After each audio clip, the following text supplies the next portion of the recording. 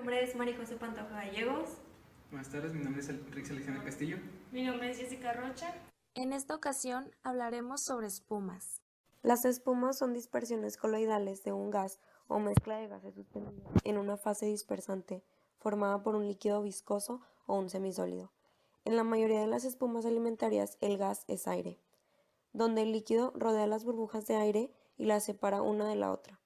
Algunos ejemplos de espumas alimentarias son crema batida, merengue, malvaviscos, miga de pan, pasteles, espuma de cerveza y helado. Para dar estabilidad a las espumas es adicionado un agente estabilizante o tensoactivo. Un buen estabilizante son las proteínas. Al adicionarse a la espuma, se concentran en la interfase. La formación de espumas con proteínas implica un proceso de desnaturalización descontrolado, ya que la molécula debe desdoblarse para que oriente sus aminoácidos hidrófobos hacia el interior de la burbuja y los hidrofílicos hacia afuera, en contacto con la fase acuosa. En algunos casos, el calentamiento drástico de las proteínas reduce su capacidad de espumado por una excesiva desnaturalización. En el caso de la albúmina del huevo, un calentamiento gradual hasta alcanzar la temperatura elevada puede estabilizar la espuma, ya que entonces la proteína coagula en forma de película, con lo que se establece una lamela más resistente, casi sólida. Se dispone actualmente como parte de la tecnología de alimentos de varios métodos para obtener espumas. Destacan la generación de gas o vapor que se produce por cambio de presión o por reacción química de agentes leudantes, es decir, sustancias que son capaces de generar este gas. Dentro de estos están los que generan dióxido de carbono, como el bicarbonato de amonio o de sodio, o los agentes leudantes ácidos, que generan iones hidrógeno, como el fosfato monobásico de calcio. Este tipo de compuestos se utilizan tradicionalmente en la variada industria de la pastelería y galletería. También puede generarse espuma por métodos biológicos, como sucede en la fermentación que llevan a cabo las levaduras, las cuales actúan como agente leudante biológico al generar CO2 a partir del azúcar. Se trata de un caso tradicional en la manufactura de pan blanco y en la industria cervecera. En el primer caso, el CO2 es atrapado en las estructuras del almidón y de las proteínas del trigo durante el horneado, mientras que en la cerveza el CO2 que está disuelto es atrapado al abrir la botella o al servir la cerveza por la estructura proteínica del mosto, incorporándose también aire en una espuma que permanece estable solo unos momentos.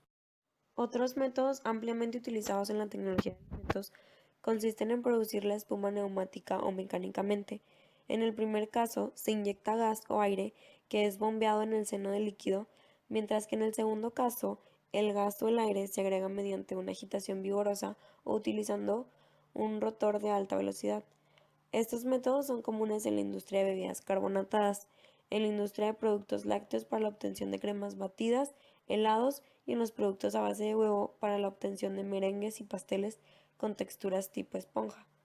Actualmente otra aplicación en la llamada gastronomía molecular es la obtención de una gran variedad de sabores y productos aireados utilizando como generadores de espuma, entre otros procedimientos, sifones con óxido de nitrógeno comprimido.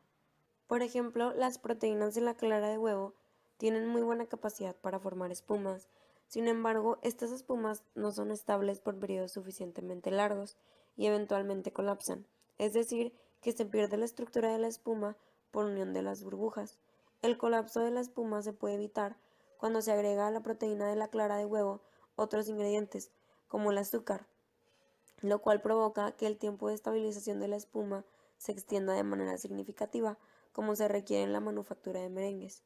Otros mecanismos de estabilización son los que se presentan en la elaboración de helados, donde las burbujas son estabilizadas, entre otros componentes, por los cristales de hielo.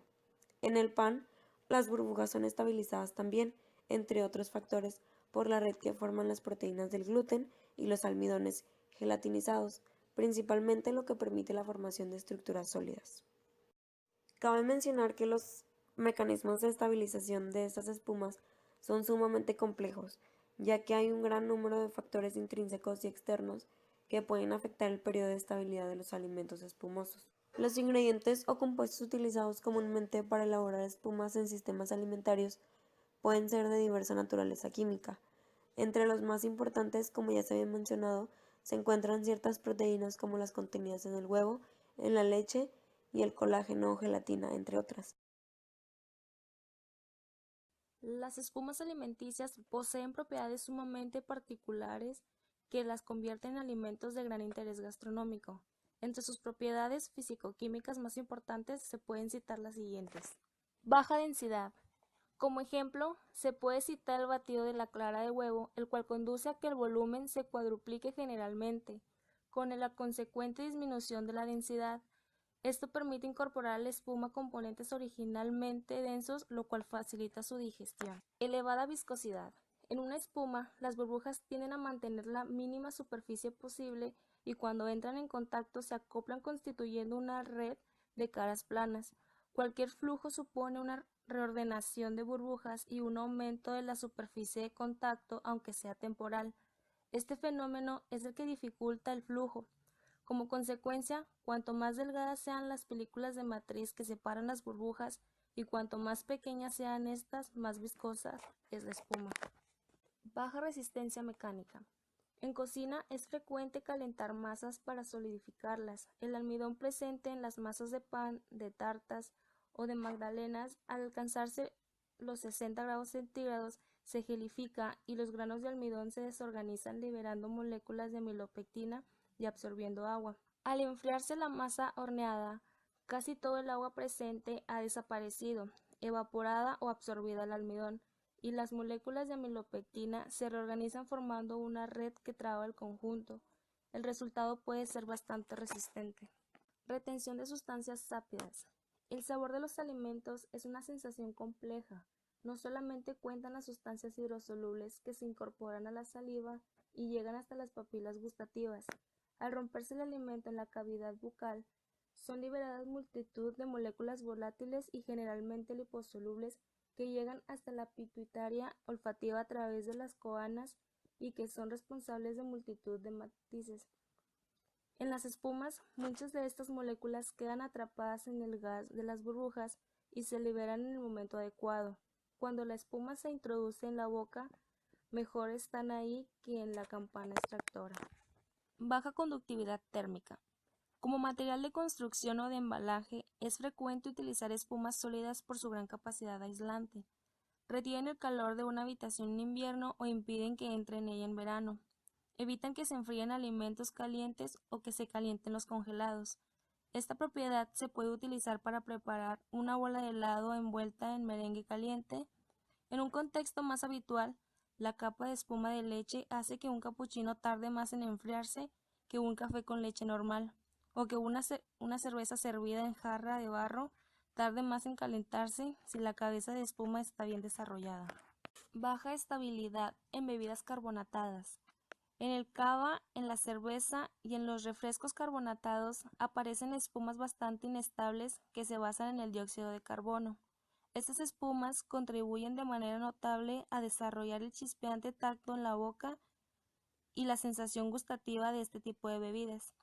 Piénsese en la enorme diferencia que hay entre una copa de cava recién descorchado y el pobre líquido que queda cuando ya ha perdido todo su gas. Para tener un concepto básico de los espumantes podemos citar algunos. En la lista podemos nombrar el aditivo E401, que viene a ser el alginato de sodio, que es un espumante, espesante natural y gelificante que se obtiene derivado del ácido algínico. Esto a base de la extracción de algas marinas de parte de la familia Laminaria. Son lavadas, trituradas y la pasta que se obtiene después se trata químicamente. Este aditivo también se emplea en la elaboración de cerveza, de vinos espumosos, jugos, néctares, helado. También se utiliza en la ya llamada cocina molecular. Otro ejemplo en la lista viene a ser el aditivo E402, que es el alginato de potasio. Tiene el mismo origen que el E401, solo que el tratamiento químico que se le da después de su obtención es diferente. En aspecto general, los espumantes son aditivos cuyos efectos secundarios llegan a ser nulos y que poseen una toxicidad realmente baja.